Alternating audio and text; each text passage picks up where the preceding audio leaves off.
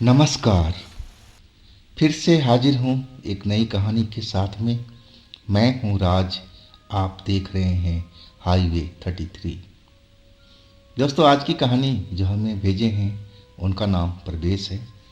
परवेश truck driver हैं और दिल्ली के रहने वाले हैं। परवेश जी की घटना 2004 की है। तो क्या हुआ था उनके साथ, क्या घटी थी घटना, चलते हैं उनकी कहानी में। लेकिन दोस्तों, अगर आप मेरे चैनल पर पहली बार जुटे हैं या फिर अभी तक मेरे चैनल को सब्सक्राइब नहीं किया है तो प्लीज़ कर लीजिएगा और साथ में बेल आइकन को ज़रूर दबाइएगा।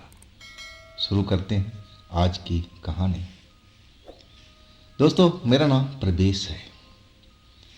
ये बात 2004 की है, जब मैं जवान था। मेरी उम्र करीब 25-26 साल की थी और मैं एक हरियाणा के शहर में ट्रक लेके जाता था दिल्ली से। वहाँ पर एक फैक्ट्री थी और वहाँ पर अपने ट्रक में जो माल लोड होता था उसको वहाँ पर अनलोड होता था। और मैं चाय पानी के लिए थोड़ा सा दूर पर एक ढाबा बना हुआ था और वहाँ पर चला जाता था। वो ढाबा को एक लड़की चलाती थी, बहुत सुंदर लड़की थी और मुझे अनजाने में उससे प्यार हो गया था। जब तक मैं उसको देख नहीं लेता था तो मुझे चैन नहीं पड़ती थी। अब मेरा जो आना जाना था हफ्ता में 10 दिन में एक बार तो ज़रूर होता था, लेकिन ये मेरा एक तरफा प्यार था और मैं उसको दिल जान से चाहने लगा था। मैं जब भी उस फैक्ट्री में अपना माल छोड़ने के लिए जाता तो ट्रक अंदर लगा करके जल्दी से उस ढाबा पर पहुंचने की कोशिश करता था। और जब तक मैं उसको जी भर कर ना देख लेता मन में चैन पड़ता ही नहीं था। इतना सुंदर थी वो और बातचीत में बहुत ही मधुर थी। आवाज़ में एक अलग मिठास थी। वो हर किसी का ध्यान अपनी तरफ आकर्षित कर रही थी, लेकिन मैं उनमें से एक अलग था। मैं अब उसको दिल जान से चाहने लगा था और कभी कभी जब मैं उनसे मिलता, बातचीत होती तो मैं ऐसे ही इजहार भी कर लेता था, लेकिन वो हंस कर के टाल देती थी। वो मेरे किसी बात का जवाब नहीं देती थी। जब मैं अपना प्रेम का इजहार करता तो वो मुस्कुराती और कुछ नहीं बोलती। अब मैं समझ गया था कि प्यार तो उधर भी है, लेकिन ना जाने क्यों वो इजहार नहीं कर पा रही है। अब धीरे धीरे ये जो मेरा मामला था आगे बढ़ता रहा मेरी तरफ से। वो लड़की अपना जो काम रोज का था ढाबा चलाने का, अब वो अपना किए जा रही थी और मैं तो कोशिश करता था कि मेरे ज़्यादा से ज़्यादा चक्कर उसी जगह का मिले ताकि मैं उस लड़की का दीदार कर सकूं। ऐसा मैं प्रेम में पागल हो गया था। ये मेरा पागलपन ही था। और एक रात को करीब 9 बजे का टाइम था और मैं फैक्ट्री में माल लेकर के पहुंचा और ट्रक खड़ा करके मैं सीधा उस ढाबे पर गया, लेकिन देखा तो ढाबा बंद था। मैं थोड़ा निराश हो गया कि क्या हो गया, ढाबा क्यों बंद हो गया। लेकिन मैं पूछा भी आसपास में तो किसी ने संतोषजनक जवाब नहीं दिया था।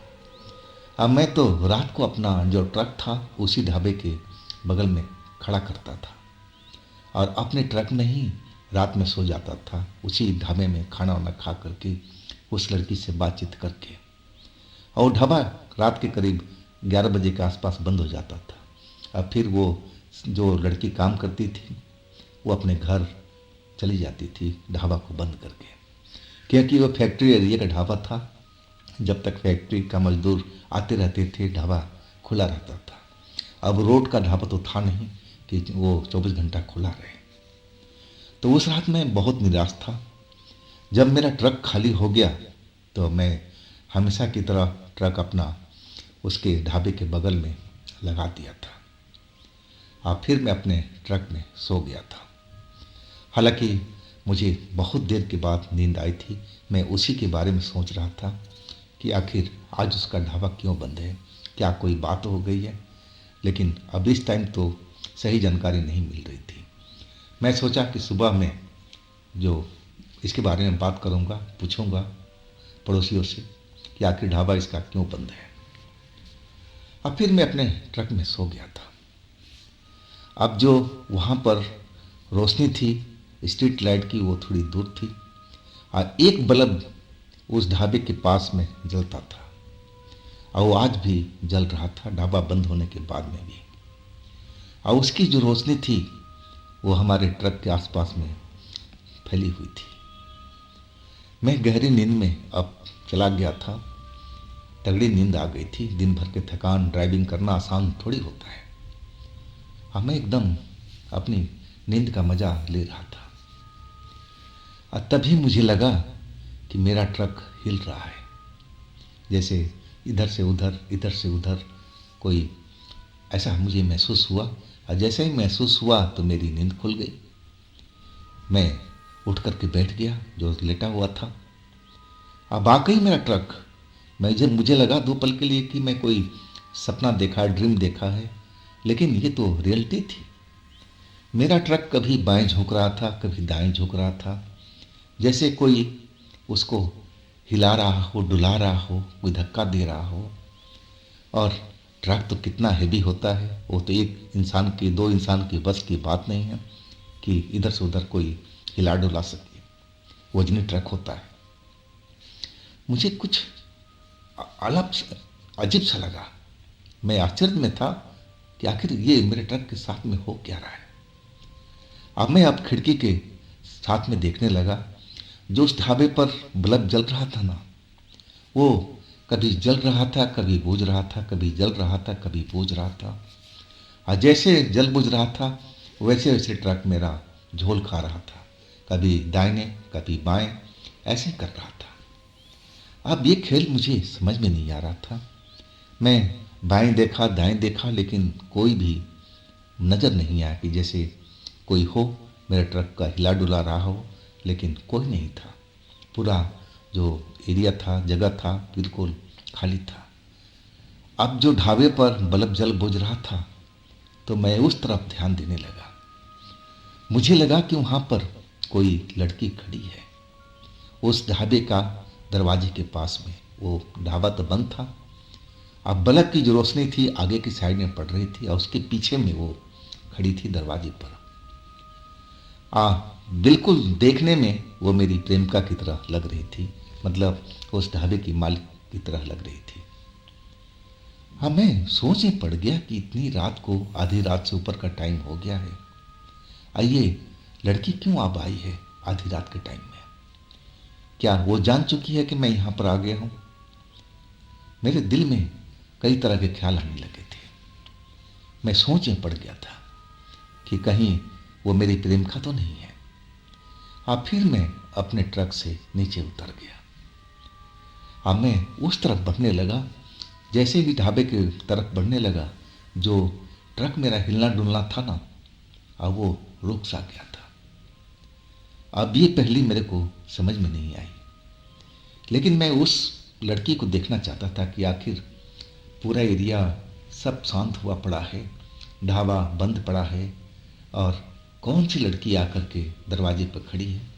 बस मुझे उसको देखना ही था। मेरे मन में जो ख्याल चल रहा था ना कि हो ना हो वो मेरी प्रेमिका है जिसे मैं प्यार करता हूँ, यानी ढाबे की मालकिन।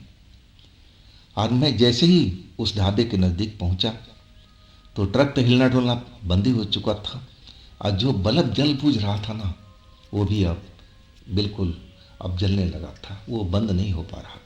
अब वो ढाबे पर जो लड़की खड़ी थी, अब इधर से उधर वो घूम रही थी। चाल ढाल से मुझे अब लगने लगा कि वो मेरी प्रेमिका है। अब वो समझ गई है कि मैं अपना ट्रक लेकर के आ गया हूँ। शायद वो मिलने के लिए आई है रात में। अब तो मैं खुशियों से भर गया था। दिल में एक अलग सा उमंग आ गया था।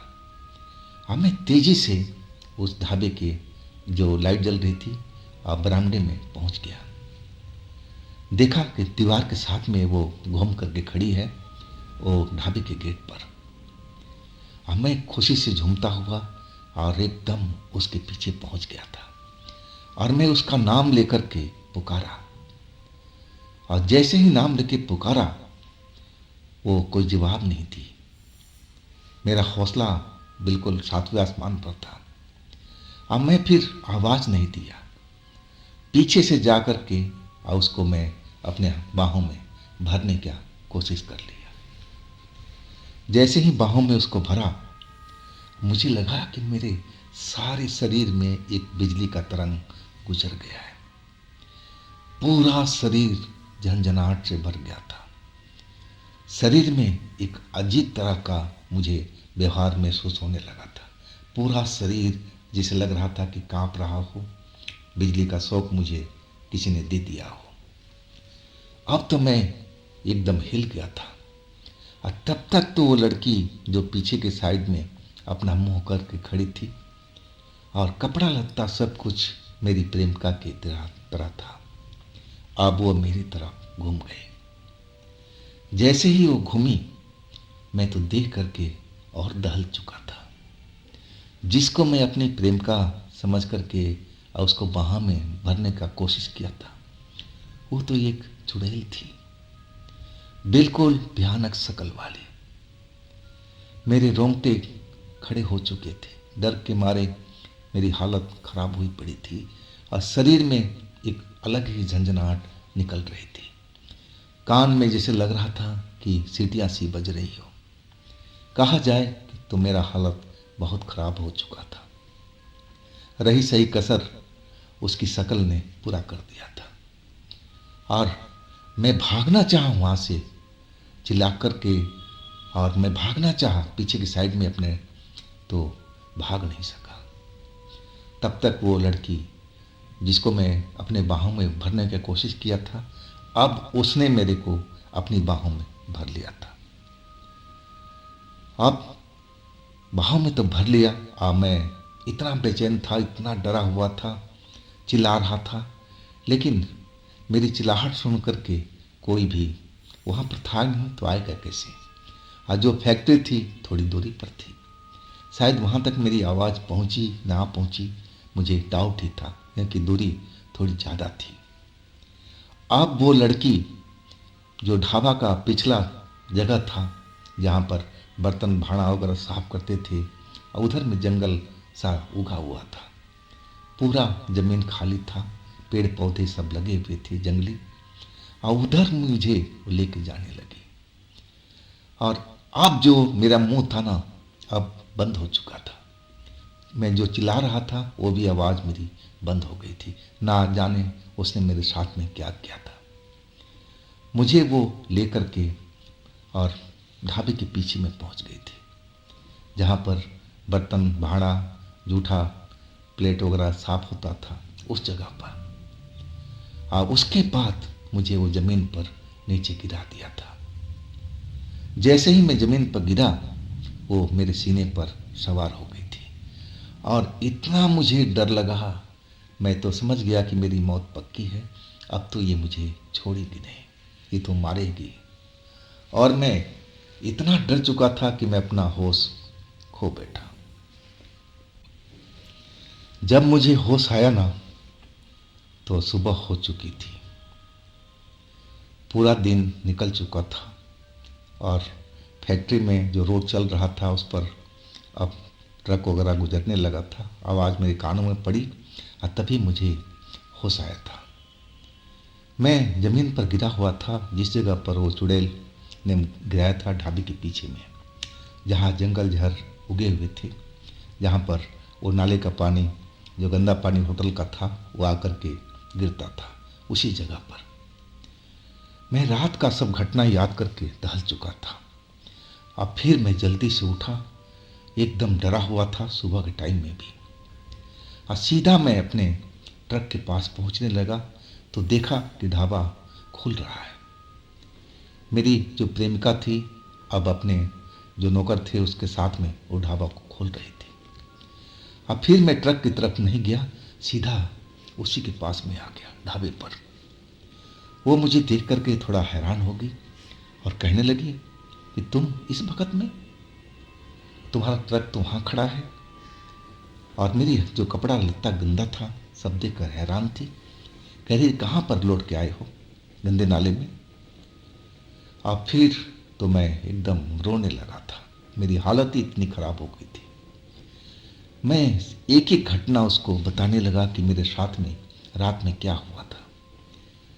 और वो घटना सुन कर के वो डरी जरूर थी। और फिर वो कहने लगी कि देखो, तुम्हें मैं एक बात बताना चाहती हूँ। मैं बोला हाँ हाँ बताओ आप। वो कहने लगी कि जिस लड़की को तुमने देखा था ना, वो मेरी छोटी बहन है। हम दो बहनें थी और वो बहन जो मेरी छोटी थी, एक बीमारी में उसका मौत हो गया था। लेकिन मौत होने के बाद भी वो मेरे साथ में रहती हैं। मुझे एहसास होता है, कभी मेरे सामने तो नज़र नहीं आई और कभी कभी मेरे ऊपर वो सवार भी हो जाती है। कई बार मेरे साथ ऐसा हुआ है।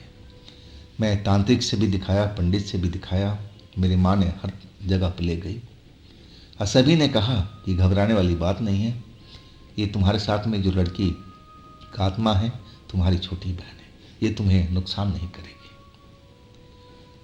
अब वही जो आपने देखा था, जैसा आप हुलिया बता रहे हो ना, तो वही हो सकती है। उसने अपना रूप बदल लिया होगा, वो चुड़ैल की तरह लग रही होगी।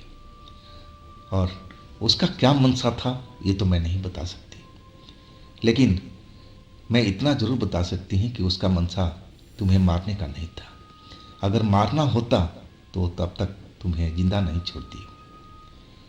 वो समझ गई होगी कि तुम उसको आकर के मेरे को परेशान करते हो, और तभी वो खुंदक में होगी। और आज उसका सही मौका मिल गया था तो तुम्हें सबक सिखाने के लिए। लेकिन ये बात सुनकर के तो मैं और डर चुका था। जिस लड़की से मैं प्यार करता था और उसकी बहन उसके साथ में रहती थी हमेशा, मैं तो कांप गया था उसकी बात सुन करके। वाकई मुझे डर लगने लगा था कि कहीं मैं आगे भी इसके साथ ऐसा संबंध रखूं तो ना जाने मेरे साथ में क्या क्या हो।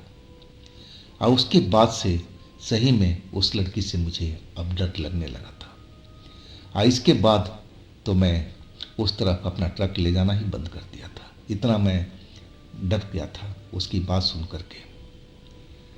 हाँ तो दोस्तों, ये थी आज की कहानी प्रवेश जी की। अगर आपके पास भी ऐसी कोई घटना है तो आप मुझे इंस्टाग्राम पर या मेरे व्हाट्सएप नंबर पर शेयर कर सकते हैं। और दोस्तों, ये भी चैनल आप ही का है तो इसको भी अपना प्यार दीजिए, लाइक कीजिए, सब्सक्राइब कीजिए, शेयर कीजिए। फिर हम मिलते हैं अगले रोज एक ऐसी ही घटना। आप लोग अपना ख्याल रखिएगा। नमस्कार।